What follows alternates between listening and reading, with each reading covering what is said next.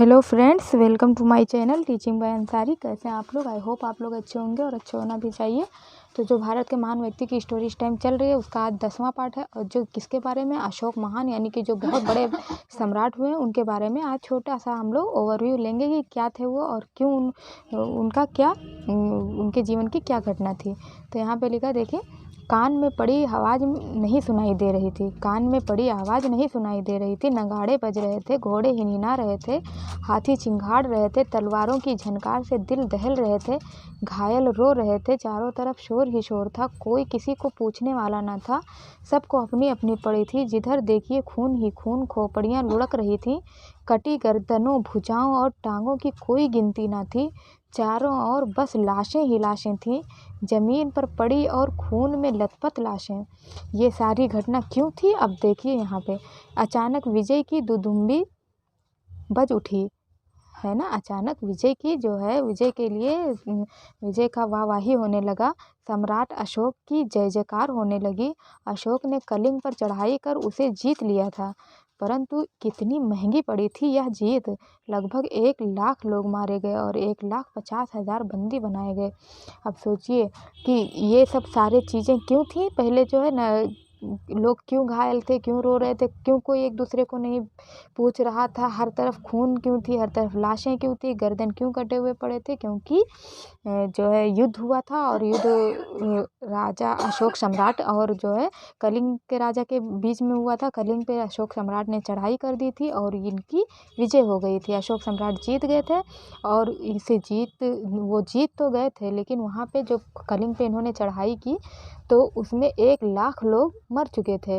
1 लाख लोग मर चुके और 1-1.5 लाख लोगों को कम से लगभग जो है बंदी बना लिया गया था। उनको बंदी बना लिया गया था, और इतने सारे लोग मर गए थे कि राजा इस चीज़ को देख के इतने दुखी थे कि उनको अपने विजय होने का कोई समझ में ही नहीं आ रहा था कि वो किस तरह से खुशी मनाएं। अशोक ने युद्ध में मारे गए सिपाहियों को देखा, रोती बिलखती स्त्रियों और बच्चों को देखा। उनका हृदय द्रवित हो उठा। उसने निर्णय लिया कि अब मैं कभी भी तलवार न उठाऊंगा। उसने लोगों के मन को प्रेम से जीता। यह हृदय द्वारा हृदय की जीत थी।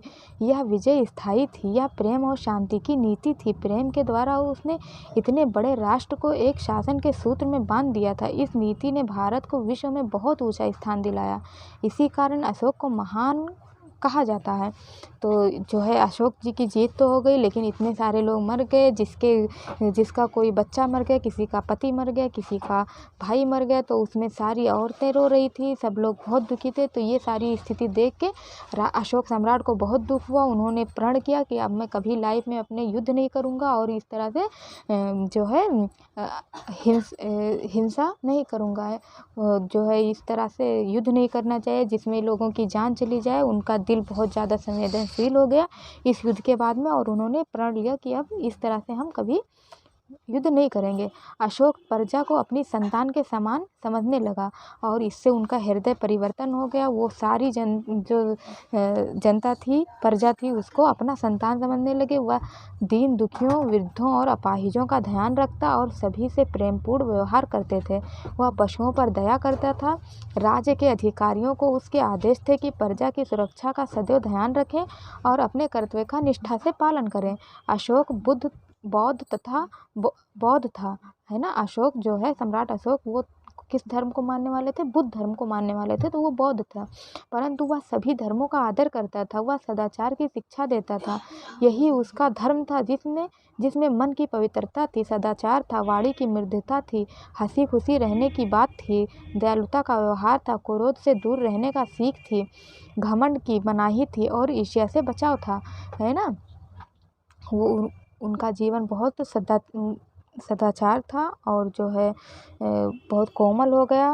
वो जनता और प्रजा को हंसी खुशी रहते देखना चाहते थे। अशोक ने बौद्ध धर्म का प्रचार किया।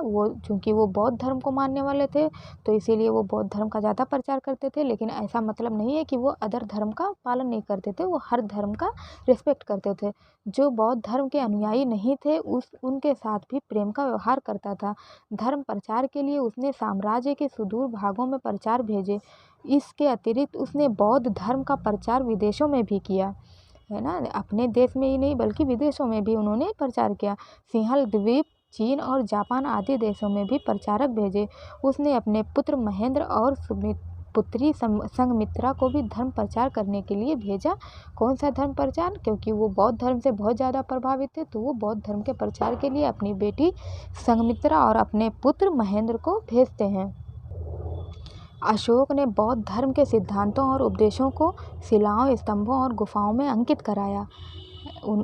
क्या किया अशोक ने? बौद्ध धर्म से वो इतने ज़्यादा प्रभावित थे कि उन्होंने उसके बौद्ध धर्म के सिद्धांतों को और उपदेशों को शिलाओं, बहुत सारी शिलाएं जो हैं ये अशोक के द्वारा ही बनवाई गई हैं, स्तंभों और गुफाओं में अंकित कराया बौद्ध धर्म को, क्योंकि इससे उस बौद्ध धर्म का क्या हो, प्रचार प्रसार हो, जिससे वे जनसाधारण तक पहुंच सके। गौतम बुद्ध के जन्म स्थान लुम्बिनी वन में भी एक लाट लगवाई। हमारे राष्ट्र ध्वज के मध्य का चक्र सारनाथ के अशोक स्तंभ से ही लिया गया है। प्राचीन भारत के शासकों में अशोक का स्थान बहुत ऊंचा है। अशोक महान के कार्य अपनी पीढ़ी और युग से आगे थे। यदि हम उन्हें युग पुरुष कहें तो अतिशयोक्ति न होगी, मतलब हैरानी नहीं होनी चाहिए, क्योंकि वो बहुत महान थे और उन्होंने बहुत अच्छे कार्य किए। उनका हृदय जब परिवर्तन हुआ तब से सम्राट अशोक ने कलिंग युद्ध के, अब देखिए यहाँ पे जो सवाल लिखा है थोड़ा सा देख लेते हैं कि सम्राट अशोक ने कलिंग युद्ध के बाद युद्ध न करने का निश्चय क्यों किया? क्योंकि बहुत सारे उसमें लाशें मारी गई, बहुत सारे सैनिक मारे गए, बहुत सारे लोगों के पति, भाई और बेटे, बच्चे मारे गए सब, तो उनका हृदय परिवर्तन हो गया। वो इतनी लाशें, इतनी खून, इतनी कोहराम देख के उनसे कंट्रोल नहीं हो पा रहा था, तो उनका हृदय चेंज हो गया। अशोक के संदेशों को संक्षेप में लिखे। उन्होंने क्या संदेश दिया कि सदाचार जीवन जियो, किसी से घृणा मत करो, हर किसी से मतलब अच्छा व्यवहार करो। अशोक ने बौद्ध धर्म के सिद्धांतों और उपदेशों को जनमानस तक कैसे पहुंचा? उन्होंने शिला, अभिलेख और स्तंभ का निर्माण कराया, जिससे प्रचार प्रसार हो। अपनी बेटी और अपने बेटे को भी भेजा और बहुत सारे ऐसे कार्य किए। फिर बाकी ये फिल इन द ब्लैंक्स और ट्रू फॉल्स दिया गया है। तो अगर आपने कहानी अच्छे से समझा होगा तो आप कर सकते हैं। अगर आप लोग को कहानी अच्छी लगी हो तो लाइक, सब्सक्राइब करें, बेल आइकन को प्रेस करें और ज़्यादा से ज़्यादा अपने फ्रेंड्स में शेयर करें। ऐसे सपोर्ट करते रहें। और जो है, अगर आप लोग और नई नई स्टोरी सुनना चाहते हैं तो कमेंट बॉक्स में कमेंट ज़रूर करें। Thank you for watching.